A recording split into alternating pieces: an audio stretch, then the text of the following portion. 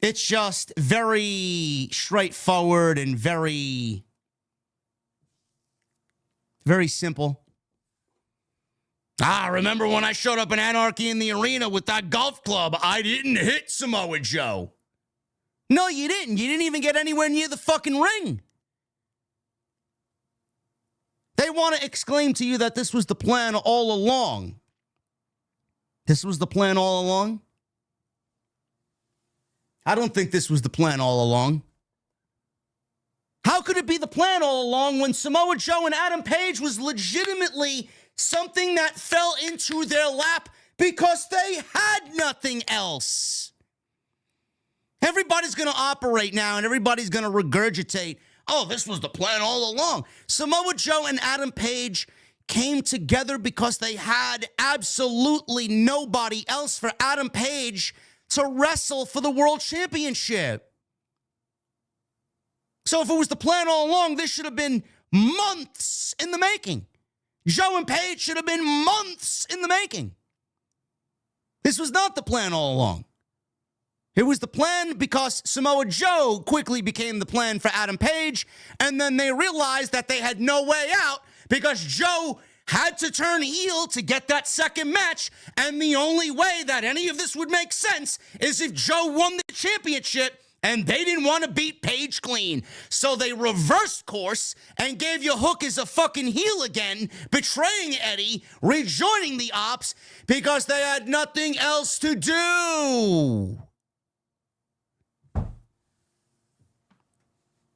This is what AEW does. Last-minute booking, last-minute decisions, haphazard creative equals a storyline that seems forced and unnatural. The only positive to come out of it is that Eddie Kingston no longer needs to fucking be on Collision wrestling the Luchadors with Hook, or on the pre-show wrestling fucking independent jobbers.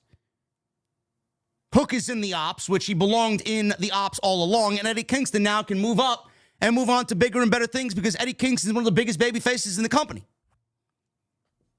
And he needs to be treated as a top guy because he hasn't since he's been back.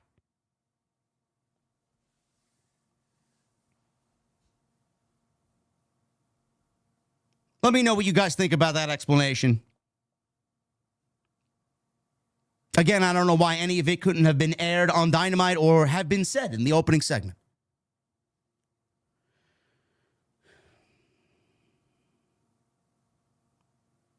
Continental Classic Gold League match. Pac enters with 3 points against Okada, who enters with 0 points. Last time they had a match was at Dynasty 2024, which was a great fucking match. This was a good match, but nowhere close to the pay-per-view match. Now, I didn't really expect Okada to go and lose his first 2 matches. It's all right if he lost to Kyle Fletcher last week in the open of the tournament, but he was not going to lose to Pac. He was not going to go winless in his first 2 matches. It would be a serious come-from-behind situation for Okada. So we'll pick it up after the commercial break. It was all Pac. That remained that way until we come back from the break. Okada fired off that big drop kick. They actually took each other down with a drop kick. Leaping corner, uppercut, and DDT spiked Pac. Pac takes a DDT just as good as anybody else. You could see where Rhea Ripley actually got her influence from or inspiration from to take a DDT. Pac takes a great DDT. Okada went up top for the laziest elbow drop. He don't even jump. He just falls. He's so lazy he can't even muster a jump off the top rope. So he gets the elbow drop. He flipped the crowd off with the middle finger. He wanted a Rainmaker. He was backed into the corner. Pac charged. Okada tried an air raid crash, but Pac escaped. Punt kick to Okada through the ropes. Slingshot cutter. Pac is on the offensive now. He ran the ropes and built momentum for a lariat, only to be cut off with an Okada dropkick. Pac countered a Rainmaker into a Cazadora pin. Okada popped up, ran into a boot, Pac threw a super kick, bounce back German suplex from the corner, led to a deadlift German for a near fall. Pac took way too long to follow up, and Okada came back with a desperation out of nowhere tombstone. Okada was cut off on the top rope by a Pac superplex. He locked on the brutalizer. So Okada was up top, superplexed by Pac to Okada, transitioned into the brutalizer, which you would think is nearing the end for Okada, and he's going to go 0-2 in the first 2 weeks of the Continental Classic. Okada countered that into a crucifix, flash pin, 1, 2, 3, and Okada gets the flash pin on Pac, and both guys are now 3 points apiece. So he got his win, he beats Pac, and he's on the scoreboard.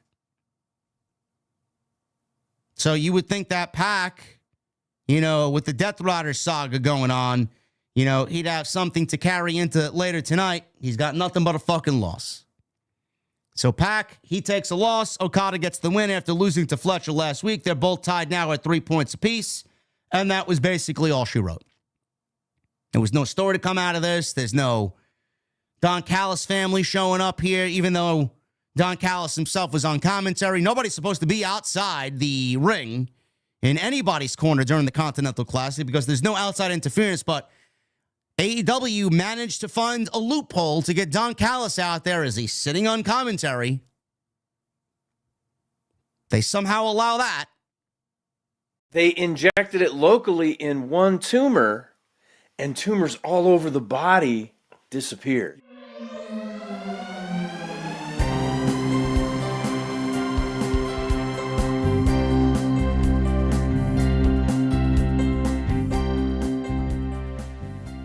Greetings to the brightest audience in the country. This is Real Science Radio, and I'm Fred Williams. And I'm Doug McBurney. Fred, today we have a really interesting update from the world of cancer research. So if you're interested in cancer research,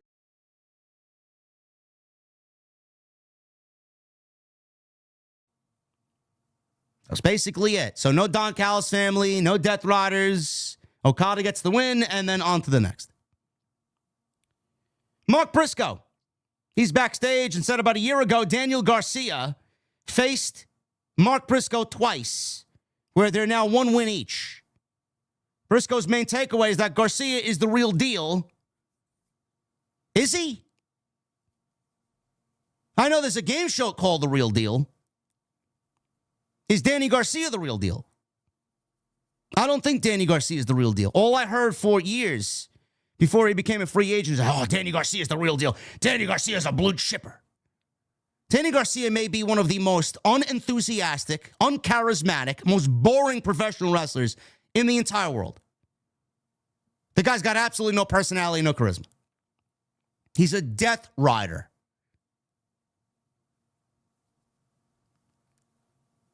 Briscoe is champion, and a year later, things have completely changed for both guys. His opinion of Daniel Garcia isn't what it once was, as he's now in a Death Rider's vortex. Garcia's playing mind games and Jon Moxley isms. So he went to Tony Khan and told him to make a match between the two. Tony Khan agreed to make this match official for Cardiff, Wales, next Saturday for Collision. Winter is coming. They are lucky that they're going to Cardiff. You could take a fucking steaming wet dump in the middle of the ring and they'll probably chant fight forever. Danny Garcia might actually be over in Cardiff, Wales. If this match took place in Jacksonville or somewhere here in the United States, like Fishers, Indiana, there wouldn't be a fucking sound in that entire arena. So consider yourself lucky if you're Daniel Garcia. Mark Briscoe and Garcia, TNT title next Saturday night. Winter is coming, Collision in Cardiff, Wales. I know most of you are super duper excited about that and cannot wait to sit your ass down on a Saturday night to watch Daniel fucking Garcia wrestle on a Saturday night. It's exactly how everybody should be spending their Saturday nights. Ricochet and the Gates of Agony. They're backstage, and Ricochet says he's had to keep his phone on Do Not Disturb because promoters have been ringing his phone off the hook, calling him to save their little companies. I'd love for you to mention who these companies are. I do not believe you. What Ricochet is known for is his charity work. So this Friday, he'll make his Ring of Honor debut at Final Battle to defend his AEW International title. Sorry, AEW National title against former ROH champion Dalton Castle. Wow, man. Ring of Honor is really dead, huh? Shocking, I know. Ricochet promises to stay in town and defend his title on Collision as well. If you don't follow the demand, you get put down. Don't worry, the demand is as down as they can go. They are not in demand, and Ricochet only holds the title because Tony Khan wanted to make him feel relevant. Fuck out of here. The AEW All-Atlantic International National title over there. Great job there, bro. Right back to making it feel like every other title. Open challenges. Let's defend it on Ring of Honor against guys that nobody give a fuck about.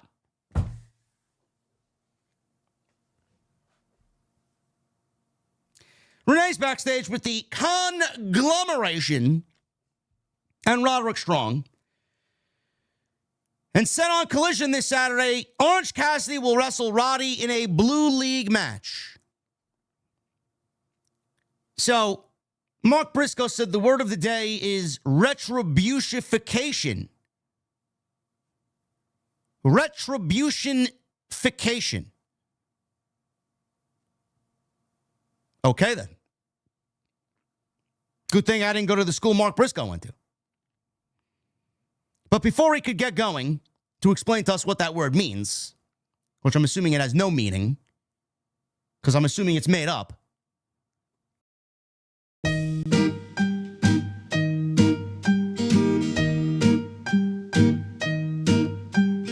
These are my hands, I have two.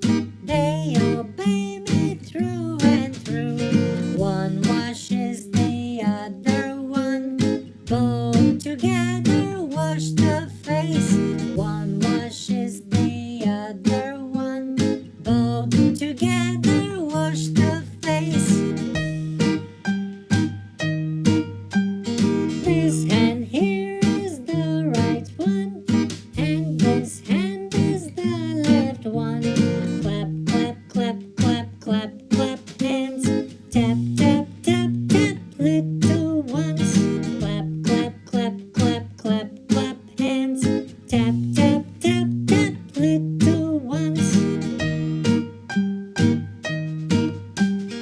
Let us hold each other's hands. Let us form a circle grand. Round and round a circle grand. This is our circle dance. Round and round a circle grand. This is our circle dance.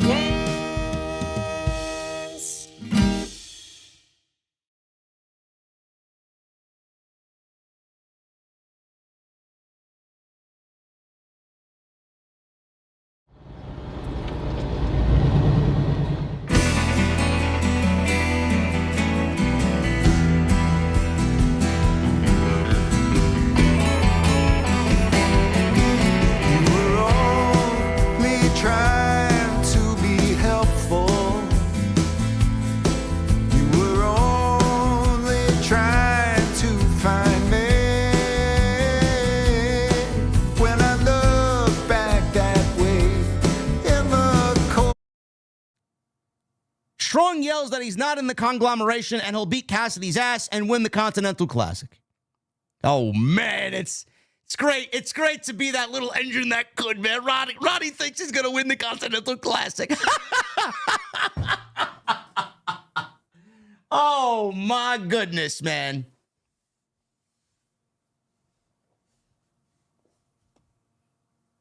Cassidy told Briscoe to tell him about the conglomeration rules. Briscoe says, no chops in the match.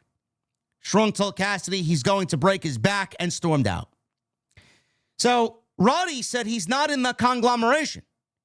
I was never in the conglomeration. Boy, you fooled me. I mean, they wrestled in a War Games match. They wrestled in several Death Rider segments together. No, but they're not in the conglomeration. He's not in the conglomeration. So where the fuck is he? Does he still think he's in the Undisputed Era? He's probably wishing he was back in the Undisputed Era. That's why he's not in the conglomeration. Probably calls Adam Cole every fucking night crying. Do you remember? Do you remember what we had, Adam? Adam! Do you remember what we had? Adam!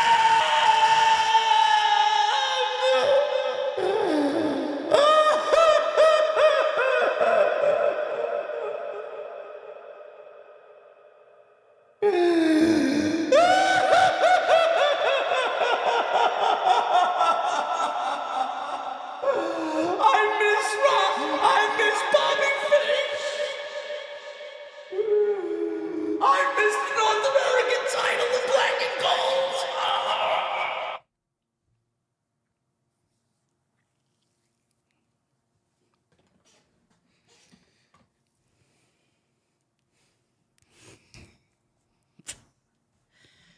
You never know what you're gonna get in here, man. You never know what you're gonna get over here.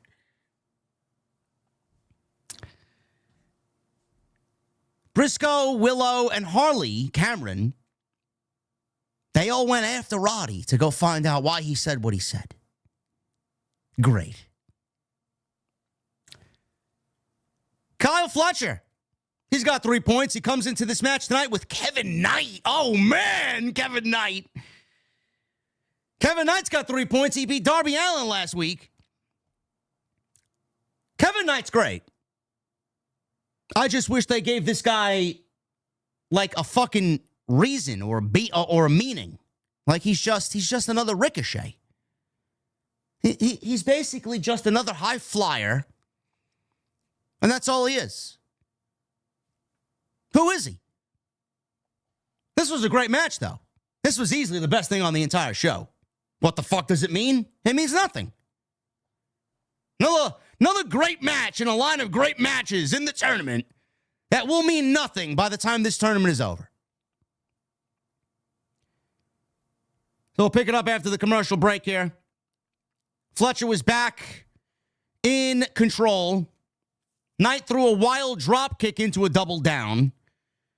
Knight is starting to gain momentum. Right hands, lariats, kips up, leaping Hurricane Rana out of the corner. Pendulum DDT. He nailed Fletcher. Goes for a cover. He gets a near fall. Kevin Knight got a sunset flip for a 2 count. Knight tried another DDT, but Fletcher countered into a lawn dart and a version of a haluva kick. Knight fought out of a brainbuster, connected on a high elevation springboard clothesline, and he goes for another cover. He gets a 2 count. Both men fought on the apron where Kevin Knight spiked Fletcher with a DDT. Rolls him back inside. Knight took too long to go for his signature UFO splash, and that was cut off. Fletcher wanted his avalanche brainbuster. Kevin Knight floated over, trapped Fletcher in a tree of woe, and once again flies coast to coast. Knight tried the UFO splash again. Fletcher this time got the knees up and went for a cradle. Knight kicked out. Big time Liger bomb. Knight kicked out at a 2 off of Fletcher's Liger bomb. Brainbuster countered into a cradle by Knight. Knight popped up, only to be leveled down by a big boot and then a sheer drop brainbuster, and Kyle Fletcher now has 6 points. It'll probably end up being Fletcher at World's End. In what manner, I don't know. Fletcher will be there at the end, at least in the finals of the, what is this, the Blue League, the Gold League. He will be in the finals of the Gold League, for sure. He will probably wrestle Okada. Let's get busy, boys.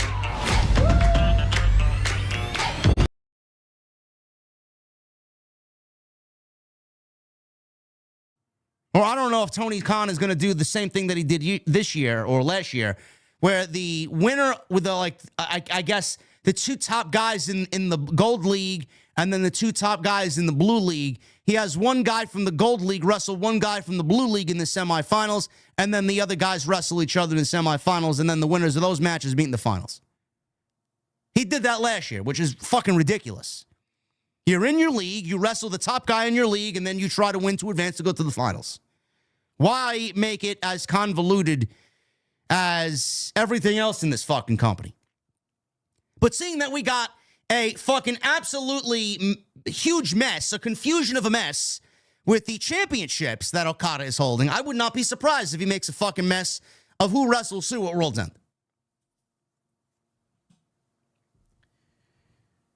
Post-match, this was a very good match. Kevin Knight's great, and Kyle Fletcher's great. Post-match, Don Callis took the microphone in the ring. He said he had something important to say about the Young Bucks. But first, you'll hear from Kyle Fletcher. And we go into a commercial break. It was so important. Don Callis had so many important things to say that we're just going to go right into a commercial break. So, Josh Alexander and Hechicero come to the ring with bags of fictional money. You know, the $1 million that they wrestled for at Full Gear. Fletcher says he's not feeling the greatest after that match, and Callis took the microphone. But they just went to commercial and then picked it up after the commercial break. So we come back from the break. Don Callis finally explains to us what he's got to say about the Young Bucks. He told the Young Bucks he can forgive a lot, like lying and cheating. Even killing someone, he can forgive. But not siding with Kenny Omega. Callis says he has the Bucks' money and knows Omega won't finance them. So if they don't like it, the first time in their lives, please let your nuts drop and come and try and take your money. So Matt and Nick Jackson come out. Callis bailed, and the Bucks immediately drop everyone in the ring with super kicks. They catch Fletcher with a BTE trigger. Matt Jackson quickly grabbed the bag, or a bag. There were two bags. A bag of money. But before he could open it, Okada hit the ring and gave him a Rainmaker. Nick Jackson then had a face-off with Okada, who flipped him off. And then the Don Callis family gang attacked Nick Jackson. Jurassic Express rushed to the ring, and then the crowd start waving their hands in the air. Whoa! Whoa!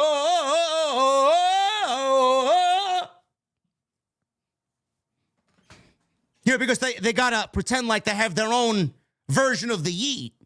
They got to do the wave. Whoa!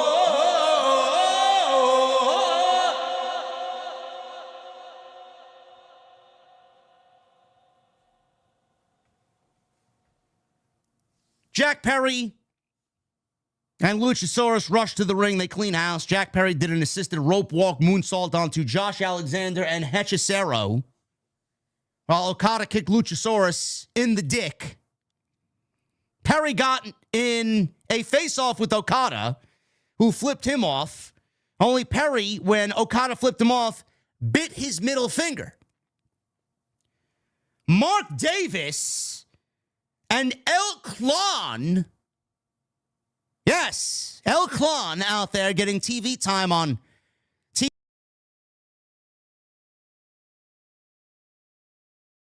TBS and streamed on Max. El Clon out there. Gee, no wonder why the ratings are in the fucking toilet. El Clon out there hit the ring to attack as the numbers game was too much for the elite. Callis came to the ring and started punching Matt repeatedly in the face as Okada, Davis, and Alexander held Nick Jackson as Callis was about to go for his eye and poke him in the eye. Kenny Omega's music played, and he hit the ring and cleaned house with V-triggers until he ducked an Okada Rainmaker and hit a Snapdragon on Okada. Omega went for a home run V-trigger. Okada quickly bailed. Bucks, Jurassic Express, Omega stood tall as the Don Callis family bailed down the aisle as they got both bags of their cash still in possession.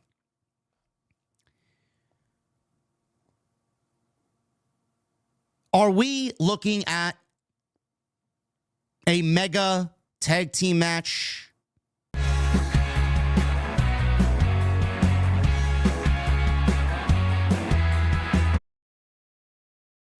For the $1 million money on the line that they already won at Full Gear? Is there going to be a match with the money now on the line again so that they can get it back officially again? Is that where we're going, chat?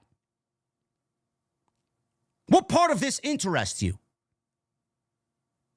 What part of this interests you? Omega versus El Clan? Can you guys get excited about Luchasaurus mixing it up with Mark Davis? Or how about Jungle Boy getting face-to-face with Kazuchika Okada?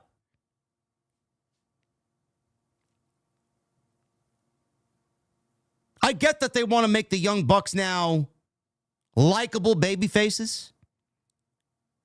But you got to start asking the question of who gives a shit? After 6 years, it is basically the same characters and the same story.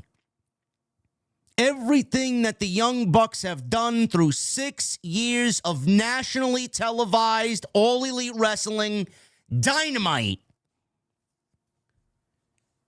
They were either good guys and with their friends, or bad guys battling against their friends, only to then make and kiss and get together again, make up and kiss and get together again, and join their friends again.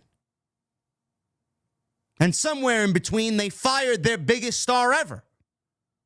And then their show died 1,000 deaths because of that. That is the quick synopsis of the Young Bucks' history in AEW.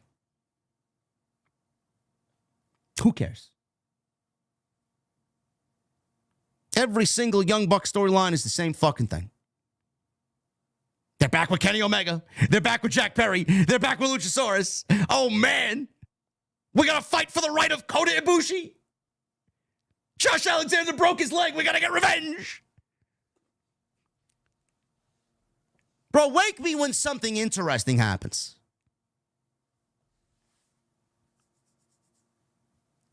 We got a video package on the Babes of Wrath.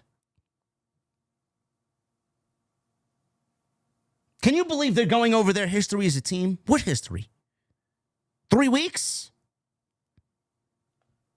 Harley wrestled Willow Nightingale in her second match ever, which was an AEW Dark match, by the way. Now you know where that show is. Canceled.